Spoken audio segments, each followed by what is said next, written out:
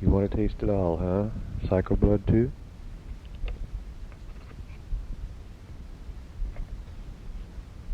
Psycho blood too.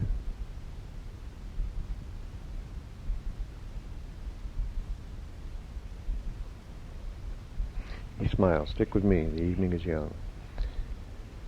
We look for celebrities. There's a muscular black dude with a shaved head and a blonde Lolita lighting his spokes, and next to him a glitzy table of antique boutique types, and there by cracky is the world's worst painter, Leroy fucking Neiman, Mr. Hotshot himself with a table of fans. I laugh. Dr. Bob squints at a newspaper. What's that? New York Jets.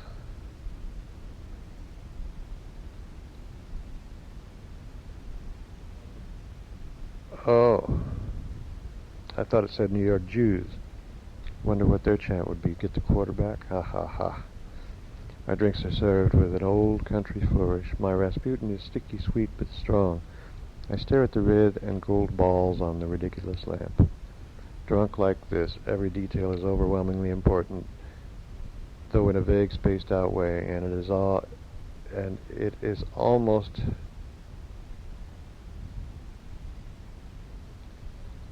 as if all the pieces somehow fit, almost, and for a moment life appears to make a crazy kind of sense. Throw the top off the bottle, stay drunk till Christmas. Your show ready, Charlie? Says Dr. Bob. I'm showing all old stuff. I can't face the dark room. Think the critics will make it to a gay basement in Soho?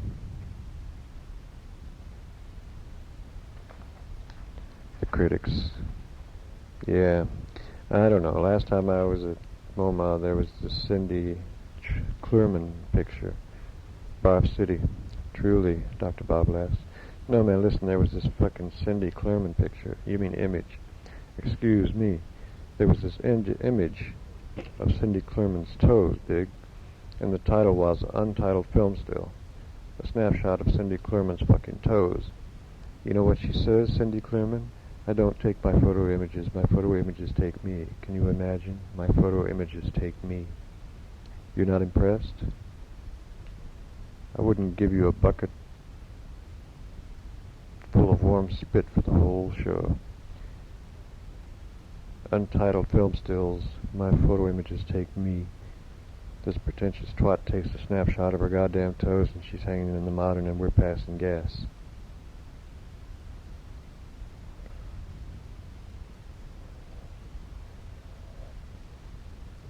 You got better pictures at home, right? Rasputin drinks me. You heard about Flipper, says Dr. Bob. What was it, smack? Yeah, smack and booze. The wake was wild. For a while I thought I'd died. So who's next? I'd say Spike. He only weighs 100 pounds, but he drinks like the big boys. Plus he's always fighting, getting the shit kicked out of him by bruisers and bars. But who knows? Could be you or me. Drink hearty, Charlie.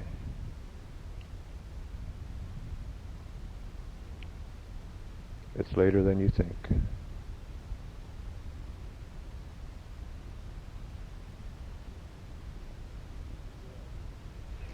Yeah, you're sitting there watching TV. Yeah, you're watching TV, having a nightcap, minding your own business when, pow, your liver explodes. Not me, man. I go to the gym every week, punch the bag, know what I mean? Ha ha ha ha, that's vamoose. We chug-a-lug our syrupy drinks, and I throw a 20 on the table as Dr. Bob hustles me out the door. Stop spinning your dough, he says. This is on Babs. We're moving too fast, Bobby. Your ass, he says. Come on. Next stop is Orchid.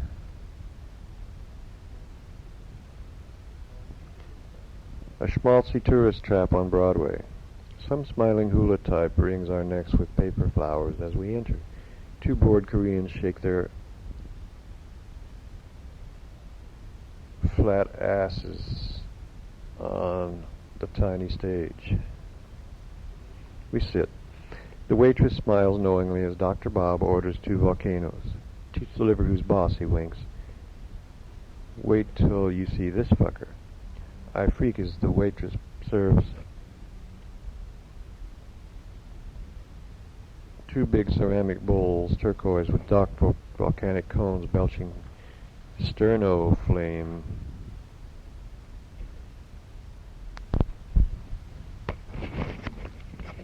Sterno flame, orange and purple.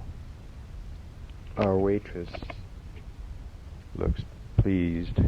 Okay, she says, handing us red plastic straws. I've been to stick my straw in the fruity ocean and watched light flicker on bamboo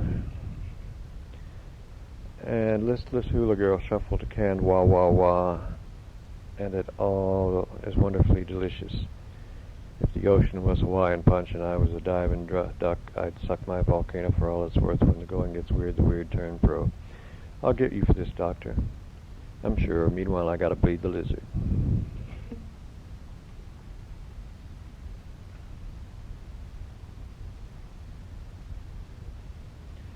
I stare at the flickering flame and feel a lightening, a let go, a relief of who the fuck cares, at least for tonight. Dr. Bob is back laughing, shaking his head. Table of tourist chicks, he says. Ask if they wanted to suck my straw. You know what I said? He drawls southern. No, thank you, sir.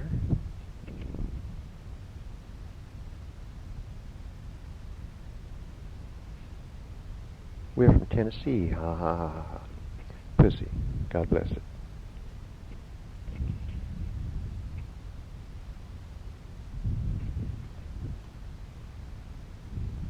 Absolutely.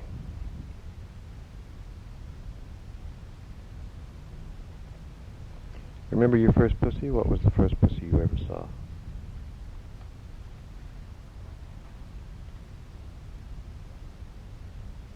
Yeah, it was at the public swimming pool. I was about 8 years old. Great stuff, pussy. First flashes of sexual, oh my god, energies dripping, crawl space under dressing rooms, fat with pocket change. I look up, trembling with forbidden joy, to screams, hey, there's a little kid down there, crawling hot with fear, sharp bite of pain as I scrape my head, bleeding. As I run to buy Almond Joy's, Coconut Groves, RC Cola, high on fear, guilt, sex, money, blood, and dirt. Dr. Bob stares glassy-eyed at the flickering sterno flame. Hey, he says, remember when we set the duck on fire? Yeah, and whitewashed the black dog? And that orgy gel chick? Old Yellow Eyes. Yeah, I have this photo of you and Old Yellow Eyes making it in the backyard with the Koreans watching. He sucks his drink. Did I tell you about dropping the rubber or water on the pizza guy?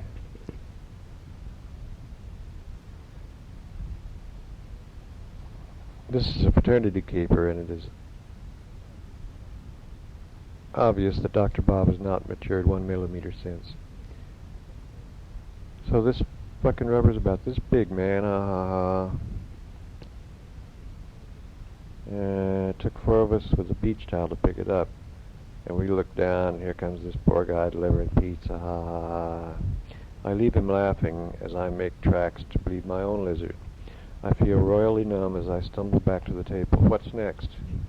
You'll see. Next is a yuppie bar, but I'm too drunk to care. And the big deal seems to be pictures of slushy blue margaritas. There are lots of red suspenders and some asshole yelling, yee-hoo, every 2 minutes. What do you get, says Dr. Bob, slurs Dr. Bob, when you cross an investment banker and a red-faced and a red-assed baboon? 4 yuppies at the next table eye us frowning. Nothing, man. There's some things even a red-assed baboon won't do. Ha ha ha. The yuppies frown.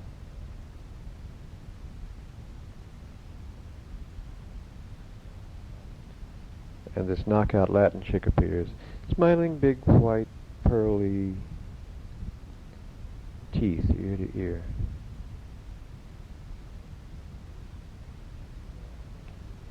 She has crossed bandoliers with shot glasses for slugs, bottles of tequila, and 7-Up in twin holsters. Who might you be? I smile. I'm your shooter, she says. Want a slammer? A slammer? Watch, he laughs, pouring a shot of tequila and a shot of 7-Up for each of us. Now, she explains, big-eyed, when I bang this glass on the table, you down that shot, chase it with 7-Up, and give us your best rebel yell. I say, okay, and Carmen bangs the table, and we down our slammers and yell, yee like drunk cowboys, and she hits the seats for $5 plus tip, and Dr. Bob says, fuck it, and orders a pitcher of blue margaritas, and the rest of the night is a blur.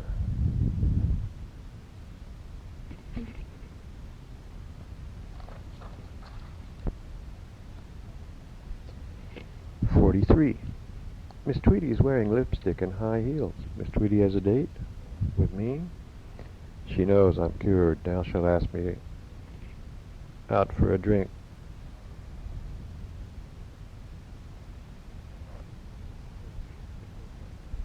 To toast our final session. Vodka martini for her, extra dry, imported. Extra dry for me. She lights an unfiltered cigarette, spits flecks of tobacco into one thick hand. Laughs, how about one for the road, Charlie? How was your week, she says sternly. I went to the dentist. Have you been drinking at all? Not at all. I haven't had a drink in 5 weeks now. Very good. Now today I have a little surprise.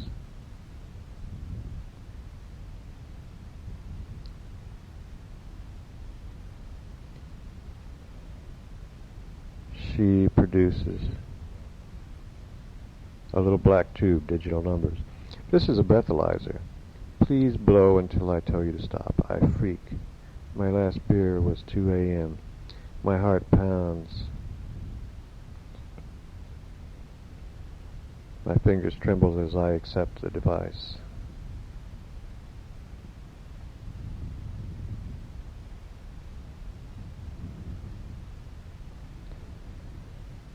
I blew .22 the last time they checked my blood alcohol, went handcuffed to the drunk tank. Watched a man with a toilet paper pillow. Now I blow, register a trace of booze breath. Miss Tweedy raises one eyebrow.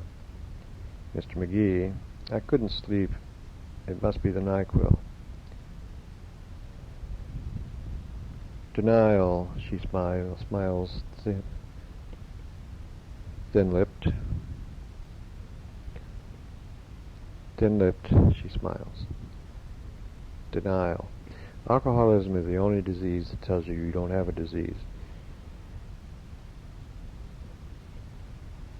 You're in pretty deep, Mr. McGee. I deny everything.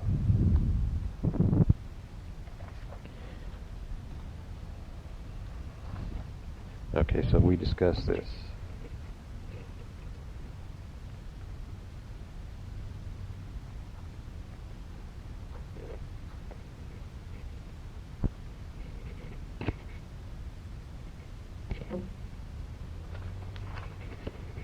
Okay, a couple of paragraphs later. Today, she says, we'll discuss your work and your health and more about your drinking history. She examines my medical form. You were hospitalized once for an appendectomy, right, when I was 15. First taste of morphine.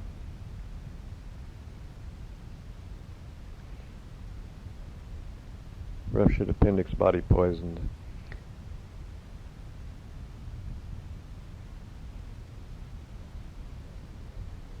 Sharp prick in the butt, warm glow.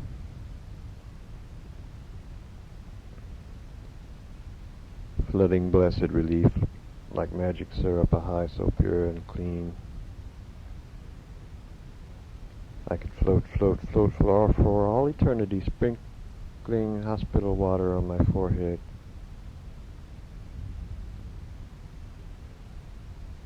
Buzzing big nurse, panting like sweat. causing big nurse panting for another golden fix. And that's the only medical problem you've ever encountered? Yes, except for the broken ribs when falling down Fred's front steps, cracked collarbone, crashing a stolen bicycle, crashing Annie's bicycle.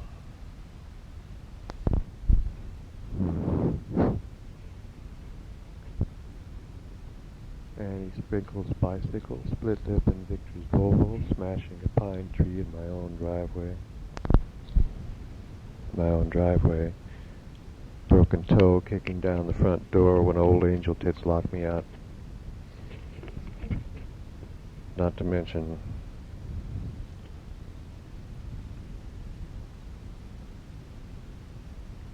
five years of allergy shots, ugly red rash from liquor and lewds, no problema.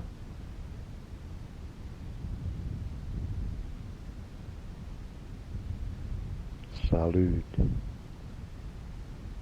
señorita.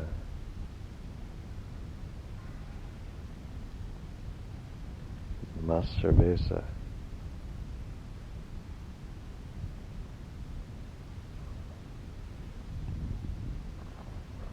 Por favor.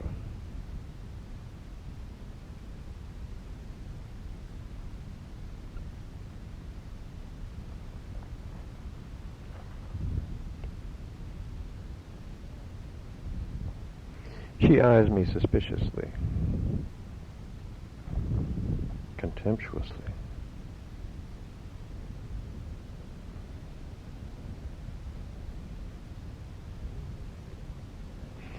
I raise my eyebrows, give a tiny shrug as I wonder why we continue this charade. This is the final evaluation session. She's caught me with booze breath.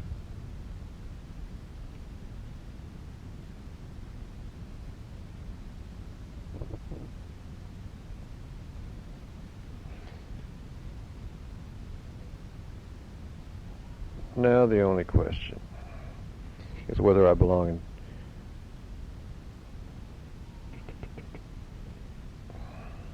in treatment with businessmen, drunks, the hardcore juice heads. You started drinking in college? Yeah, freshman year. 3-2 beer with the boys. Pitcher after golden pitcher. Sweet tickling taste in the mouth, puking pizza, pouring another.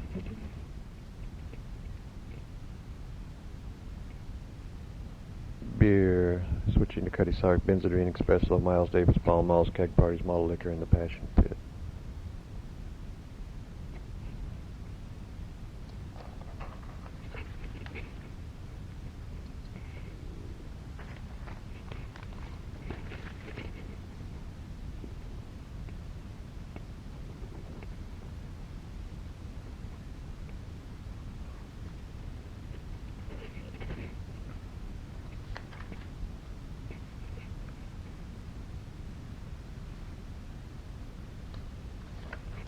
Have you ever experienced blackouts? I don't remember, Actually, I can't recall Chrissy after our second Smirnoff, but I know we had wild raunchy sex because my groin is bruised and I checked for crabs and I got a whiff of stale pussy juice.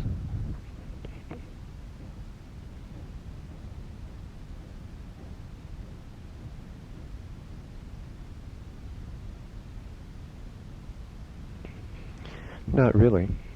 Tweety gives me a look that says we both know I'm lying, so I add except for a couple of times, and she looks annoyed as she writes in her folder. Tell me about your hangovers, I shrug. I've had all kinds. When was your last hangover? July 4th, the morning after I was arrested. How did you feel? Like a wet cherry bomb, you twit. Guilty, ashamed. Physically, I mean. Oh, washed out, headache, a little shaky. What does a bad hangover feel like?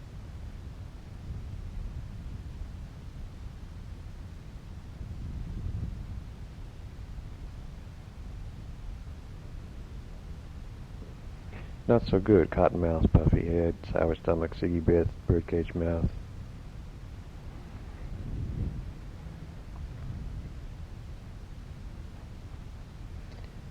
Sweet.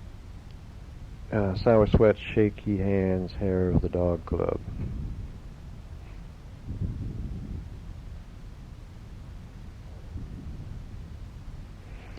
you ever try to drink away a hangover?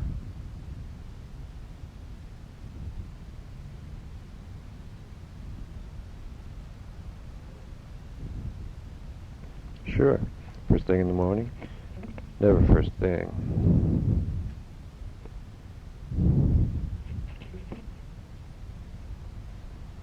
Sometimes I have coffee first.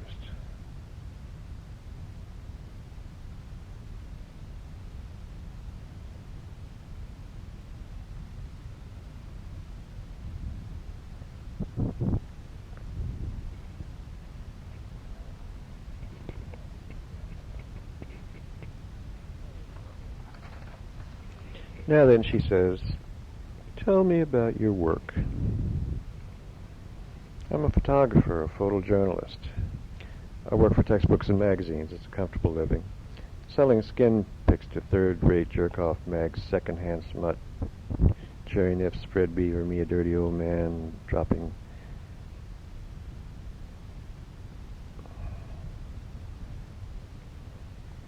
sex mags in the subway, this ethical culture, exec type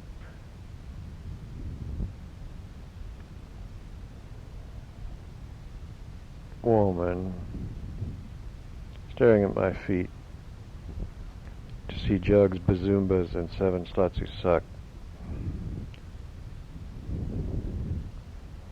Everyone looks, oh, you poor little man, and one guy laughs, and I turn red, and I want to scream, I just made $1,000.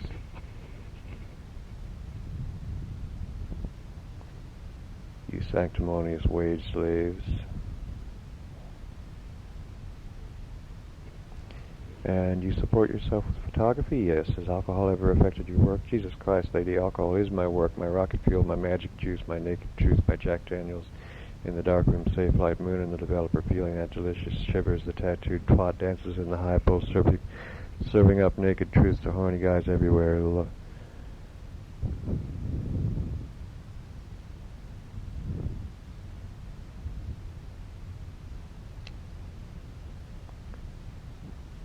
Fill my glass. Lord have mercy. Affected my work? Not at all. Miss Tweedy looks skeptical, closes my file. Mr. McGee, I'll meet with the board this afternoon to discuss your case. Do you have anything to add? How would you assess your own situation? Bye-bye, Tweedy. Get me the fuck out of here. Bring in the pussy pie, beer for breakfast, whatever the hell I want. I see warning signs, I reply. 44. Discover Woodstock weekend. What a fucking joke. I've been here off and on for 9 years. And all I've discovered is the best way to deal with Woodstock is to crawl in bed with Jack Daniels. The village green is crawling with would-be local crazies, tourists dressing hip. I see the village assassinologists, head bandaged from electroshock treatments, laughing with the Baba twins. The Babas claim they are breatharians. They live on air, and they are a local legend because no one has ever seen them eat.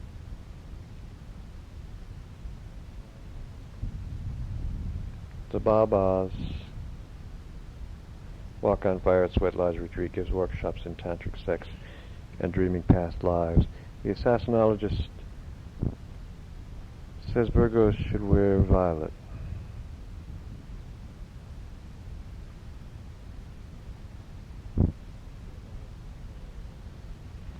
Baba 1 says color as we know it is hopelessly one-dimensional, while Baba 2 nods assent and cruises the green for converts.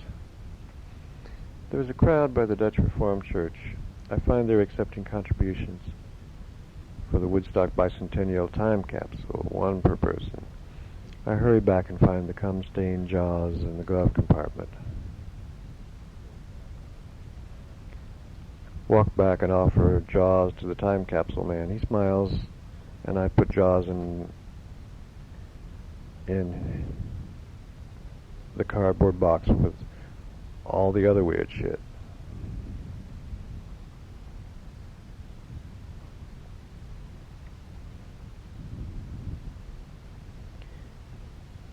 What is this donation? This is Jaws of Love. I watch as he writes Jaws of Love on his paper. He's taking it. My sperm in the church basement. As I turn, a pretty girl says, "Horoscope, only $1, sir." So I pause at the storefront table and smile at the girl. I fill out a little questionnaire and she disappears with my buck. 2 minutes later, she's back with a green and white computer printout, frowning. "Very heavy chart," she says. "All that Scorpio. I wouldn't want to be around you when they lift the rock off you." I wonder exactly what that's supposed to mean as I walk to the car. Flip through the printout. Venus and Scorpio at subject's birth. You have a deep sexual ardor and a raging need that will destroy you if not tamed. You yearn to transcend the barriers of flesh, but unchecked addictions imprison you. Yours is the path through the woods. There is no joy without destruction, no kiss without a bite. Held in check, the heart will not fall prey to excess, it will merely dream. I think, whoa, this son of a bitch is spacier than I am. I'd thought something lyrical, calligraphy on mushroom paper, bat's wings and toad's blood. Instead, I'm insulted by a computer. What happened to snuggle with your sweetheart on the 10th sudden wealth exotic travel by the 12th? Discover Woodstock indeed. The mind boggles. We have dykes on bikes and Magic Mama space cakes and burned out bouillots leading weed walks. We have dumb fuck holistic dentists and crystal ladies and Teepee Ted barefoot in the snow, and this little cutie pie thinks I'm weird. Lift the rock off you. I'm strange, show me normal. Normal like my plumber, the cross-dresser. Normal like my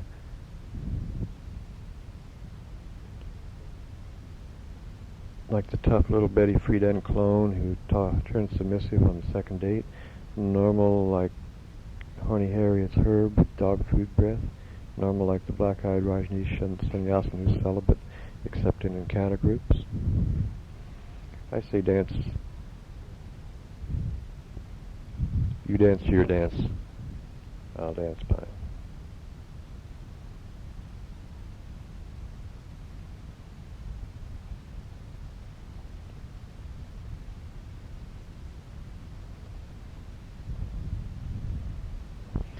Consider our first flag.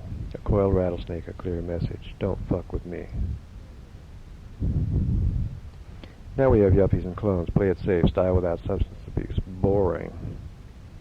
Get up. Kiss your honey, but not on the lips, thank you. Fasten your seatbelt. Click. Show your papers at the drug net. Pow. Punch the clock at the Shinola factory. Ding. Puff the breathalyzer. Ha.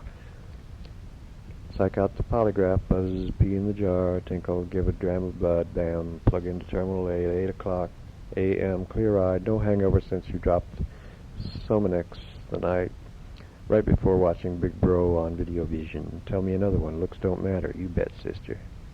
Held in check, the heart will not fall prey to excess. It will merely dream. What is this merely? I take a J and bam, mind flipping like 3D crazy cards. Bam, poison pen divorce papers. Bam, dorking Sam with her shoe. Bam, partying with Mexican musicians. Mixing street mescaline with whiskey, digging this spotlight in the ceiling. 10 colored dancing halos, everything too bright. Me paralyzed on cold linoleum.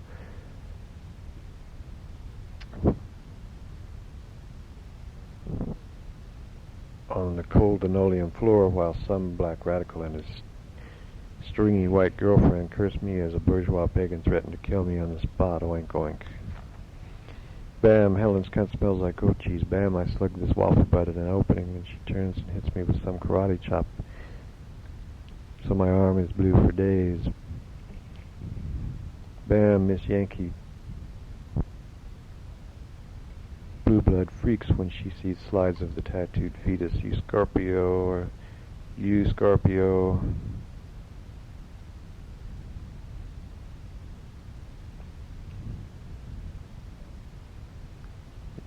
You are splashing in superficial waters. Deep, hard, stuck ice can't flow.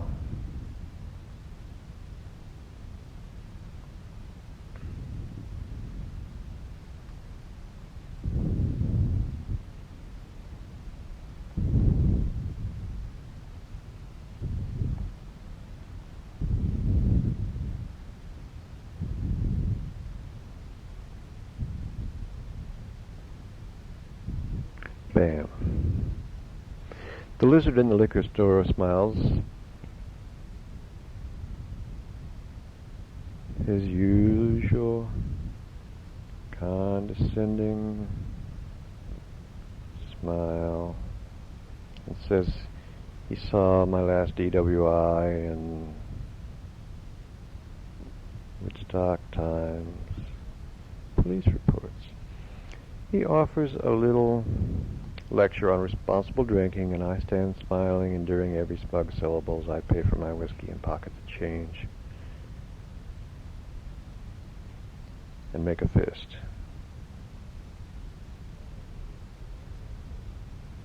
So I know all the words to Desperado. So what? Is this it then? Is this all there is? I drive to the Grand Union for beer and ciggies. Freak as I spot Candy and AJ at the checkout. I look away, but they see me.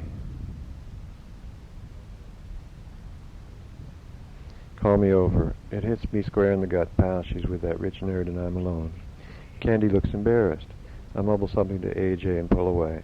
Walk to the beer cooler, grab two tall sixes, stand there breathing hard, wishing they'd hurry, get out of the store so I can pop a beer, get quietly plastered. So I can pop 10 beers, get royally plastered. En route home, the weatherman says snow mixed with freezing rain, and I get a feeling my rock is off, and this is it.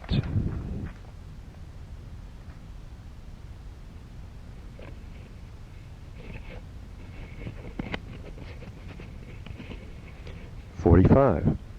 Discover Woodstock Disco Party, Saturday 9 p.m. Joyous Lake Rocks. Be there. There's always the lake, they say. This means no matter how low down, fucked up, strung out the pissy winter blahs become, there's always hope at this last gasp pseudo-hippie party bar. Nobody knows how fucking hard it is for a shy 44-year-old has-been to do the disco trip.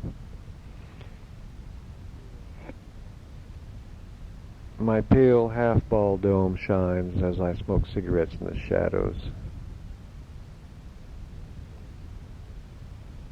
watching yummy girls with don't-touch-me attitudes dancing with themselves. I know everyone is thinking, Jesus, who let that old fart out of his cage?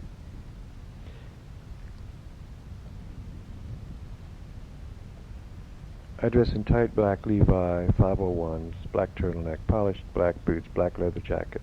I shower, soak my dentures, gray away my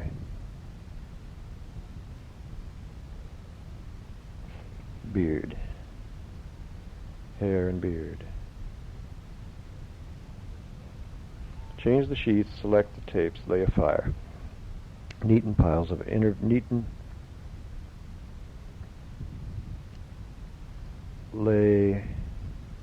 neat piles of Interview and New Yorker on the coffee table. The old fart rocks out one more time. 11 p.m. I pop my first beer.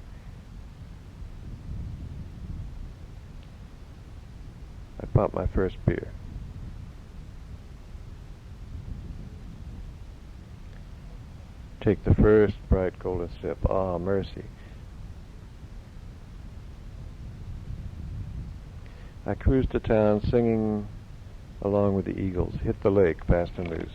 As I walk in, my confidence melts like smoke. The stained glass glows and the hippie woodwork shines, and there are pretty girls, but I do not think they will sing to me. I order whiskey, light a cigarette, melt into the background to watch the action. How many lonely stoned-out nights here now? I remember last time here doing 360s on the dance floor. Finally losing it, crashing into someone's table, getting the fucking bum's rush, dripping with spilled drinks. I remember hustling a crippled girl in a wheelchair. I remember trying to dance to bad reggae with 100 punked-up secretaries in spandex. Punked up. Joyous indeed. I drain my drink, squash my butt, make a move at a chubby airhead. Want to dance? She blinks, raises her chin, looks away. Damn, I wouldn't take this space case to a dogfight, and she's rejecting me. And rudely to boot. I wave for whiskey, knock it down, try again. A plain Jane says okay, but she doesn't smile or look me in the eye, and it's awkward behind. And it's awkward beyond words.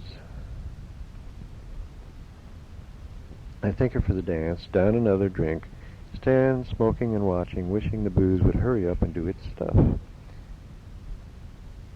I did score a few times here, and I did meet Nan, the one Woodstock woman who almost stole my heart. We would work, cook, eat, watch TV, fuck, and sleep by midnight, except I would wake up at 3 a.m. and tiptoe to the liquor cabinet.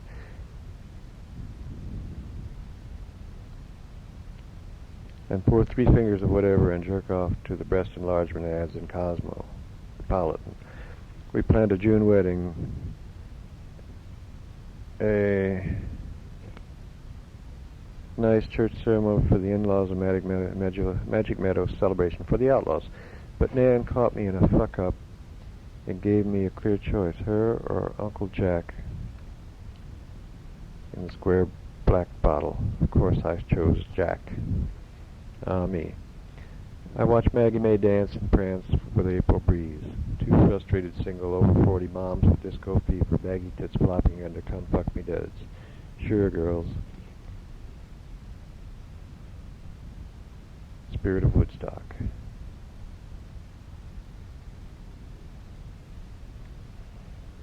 Over here, 3 women dance together. One is very cute, long brown hair, face of an angel. As one song segues into the next, I glide under the floor, smiling my best. Cutie Pie smiles back. She is with me. She is ready. All right.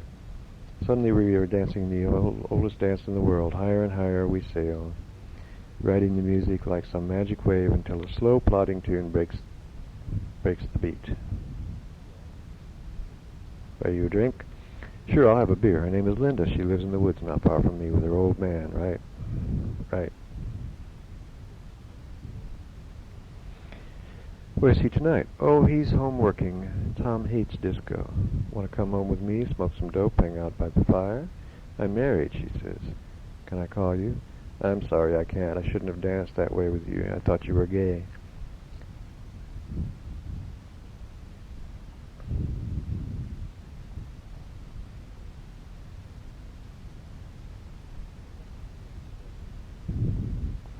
My next drink is a double. My next partner is a chubby bow wow wow. Desperation approach. Old desperation approach. Lower standards, double efforts, have another drink. It all looks the same in the dark, son.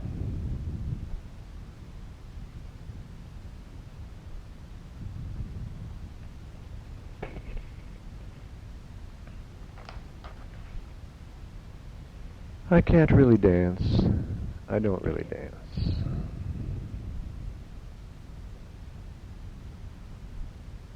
I jog in place. Watch this porkette wiggle her ample ass.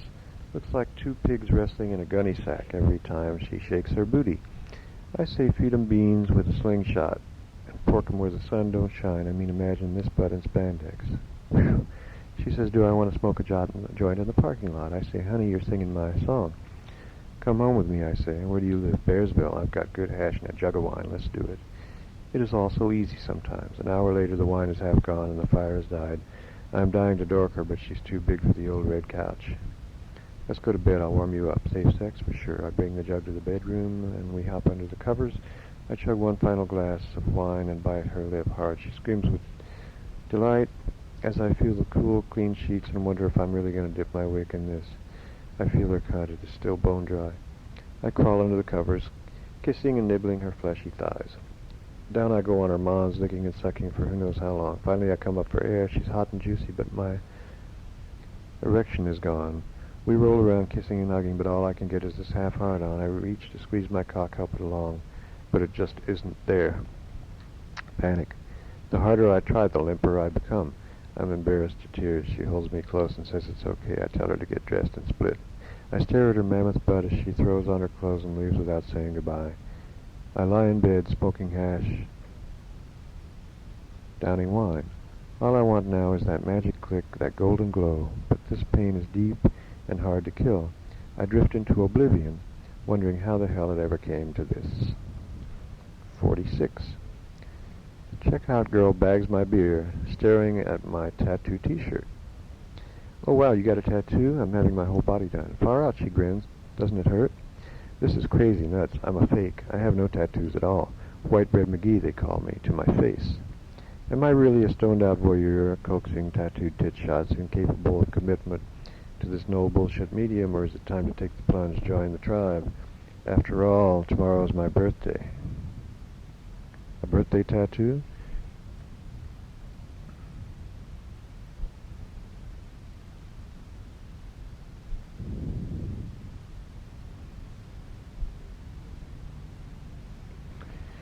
Maybe, yes. But who? Crazy to call Spider. How about Big Red in Hoboken? Red is pushing some far-out ink. Red has enough twists in his brain to interpret my tattoo energies. Yeah, a weird tattoo from Red should do it. Some real mindfuck. A scorpion on my wrist, snake on my shoulder, or maybe some high-concept tattoo, something for the art bars. I call Red. Why me, he says. You and Spider. Spider's mad at me. I'll check my calendar, Charlie, and get back to you. Stay loose. 5 minutes later, Spider is on the phone. Chaz, he sings, how the hell are you? Spider, hey. You know, Chaz, when you're ready for a tattoo, the tattoo god speaks. I hear him, too. He says, Charlie McGee wants a cute little pansy on his faggot ass. I hear cackling laughter. Only kidding, Charlie. Come on over right now. I'll ink you good. I say, okay, I will, and I hear a teeny voice telling me I'm being set up. I picture Spider putting a sawed-off shotgun to my head, tattooing my dick like a barber pole. Or would he? An hour later, we're drinking tequila and lime at his East Village studio. The vibe is cordial, and I'm 99% sure everything's okay. Only thing is, I feel Spider mocking as he dances that violent edge, daring me to be bad, to join his tribe, the 1%ers. I'm scared, excited, nervous, and I lose it as Spider's assistant Toot strolls in looking like a tattooed Pia Zadora.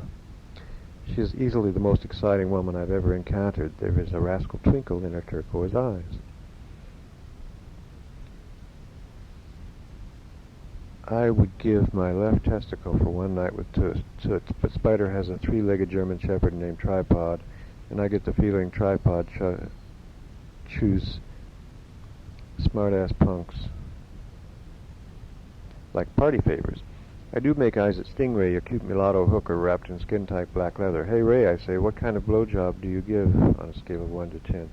Don't talk dirty, she says. I'll stick to my stool. I laugh, too, and pour tequila over lime.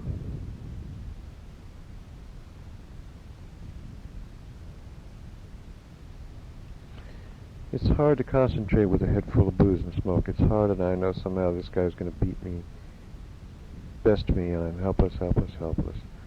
Spider sticks a hash pipe in my face. Remember this pipe, Charlie?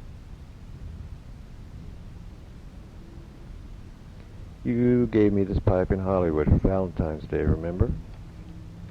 Oh, yeah. Spider and I are signing books at some arty-farty Hollywood bookstore, and in bops this big, beautiful chick wearing a see-through blouse and a gold chain dangling from 2 gold nipple rings.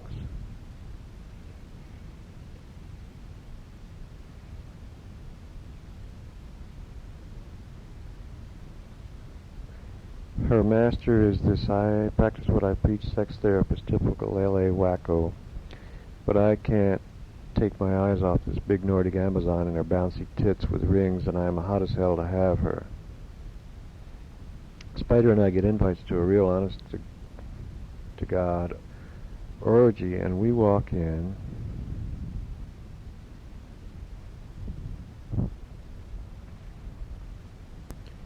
And holy shit,